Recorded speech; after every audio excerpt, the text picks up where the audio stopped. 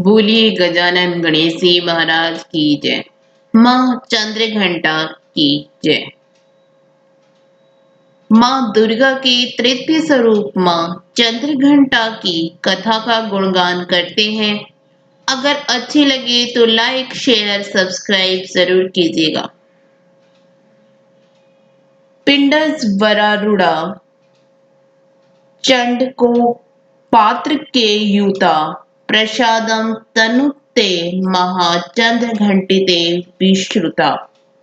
माँ दुर्गा जी की तीसरी शक्ति का नाम चंद्रघंटा है। नवरात्रि उपासना में तीसरे दिन इन्हीं के विग्रह का पूजन आराधन किया जाता है। इनका यह स्वरूप परम शांतिदायक है और कल्याणकारी है। इनके मस्तक के घंटे के आकार का अर्ध चंद्र है। इसी कारण से इन्हें चंद्रघंटा देवी कहा जाता है। इनके शरीर का रंग स्वर्ण के समान चमकीला है। इनके 10 हाथ हैं। इनके 10 हाथों में खड्ग और शस्त्र तथा बाण आदि अस्त्र विभूषित है। इनका वाहन सिंह है। इनकी मुद्रा युद्ध के लिए उद्धत रहने की होती है। इनके घंटे किसी भयानक चंडध्वनि से अत्याचारी दानव दैत्य राक्षस सदैव प्रक्रमित रहते हैं। नवरात्रि की दुर्गा उपासना के तीसरे दिन की पूजा का अत्यधिक महत्व है। इस दिन साधक का मन मणिपुर चक्र में प्रविष्ट होता है। माँ चंद्रघंटा की कृपा से उसे अलौकिक वस्तुओं के दर्शन होते हैं।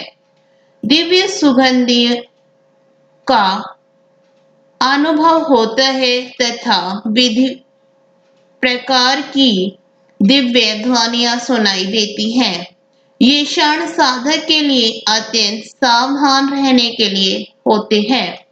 माँ चंद्रघंटा की कृपा से साधक के समस्त पाप और बाधाएं विनष्ट हो जाती हैं। इनकी आराधना सद फलदायी है। इनकी मुद्रा सदैव युद्ध के लिए अभिमुख रहने की होती है। अतः भक्तों के कष्ट का निवारण ये अत्यंत शीघ्र कर देती है।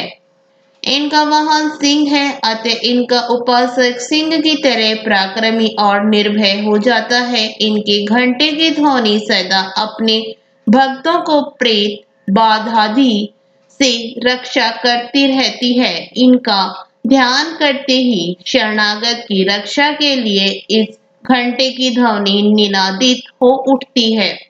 दुष्टों का दमन और विनाश करने में सदैव तत्पर रहने के बाद भी इनका स्वरूप दर्शक और आराधक के लिए अत्यंत सौम्यता एवं शांति से परिपूर्ण रहता है। इनकी आराधना से प्राप्त होने वाला एक बहुत बड़ा सद्गुण यह भी है कि साधक में वीरता निर्भयता के साथ ही सौम्यता एवं विनम्रता का भी विकास होता है। उसके मुख नेत्र तथा संपूर्ण काया में कांति गुण की वृद्धि होती है।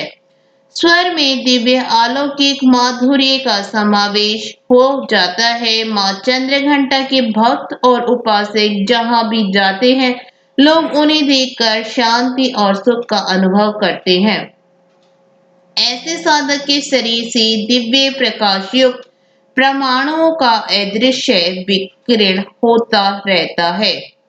यह दिव्य क्रिया साधारण चक्षुओं से दिखलाई नहीं देती, किंतु साधक और उसके समर्पक में आने वाले लोग इस बात का अनुभव भली भांति करते रहते हैं। हमें चाहिए कि अपने मान वचन कर्म एवं काया को विहित विधि विधान के अनुसार पूर्णतः परिशुद्ध एवं पवित्र करके माँ चंद्रघंटा के शरणागत होकर उनकी उपासना आराधना में तत्पर हों। उनकी उपासना से हम समस्त सांसारिक कष्टों से विमुक्त होकर सहज ही परम पद के अधिकारी बन सकते हैं। हमें निरंतर उनके पवित्र विग्रह को ध्यान में रखते हुए साधना की ओर अग्रसर होने का प्रयत्न करना चाहिए। उनका ध्यान करके इहलोक और परलोक दोनों के लिए परम कल्याणकारी और सद्गति को देने वाला है। बोलिए माँ चंद्रघंटा की जय।